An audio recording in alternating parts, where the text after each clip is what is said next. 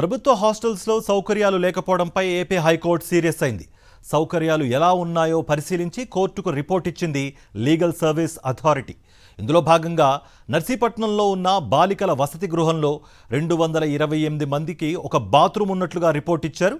ఇంకా 2-3 హాస్టల్లో పరిస్థితి ఇలానే ఉందని రిపోర్ట్లో పేర్కొన్నారు. చీఫ్ సెక్రటరీ వీడియో కాన్ఫరెన్స్ ద్వారా వచ్చే సోమవారం హాజరు కావాలని హైకోర్టు ఆదేశాలు జారీ చేసింది.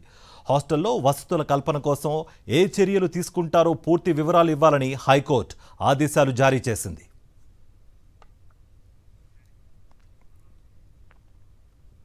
ప్రభుత్వ హాస్టల్స్లో సౌకర్యాలు లేకపోవడంపై ఏపీ హైకోర్టు సీరియస్ అయింది.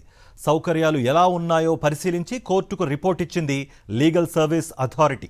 ఇందులో భాగంగా నర్సీపట్నంలో ఉన్న బాలికల వసతి గృహంలో 228 మందికి ఒక బాత్రూమ్ ఉన్నట్లుగా రిపోర్ట్ ఇచ్చారు.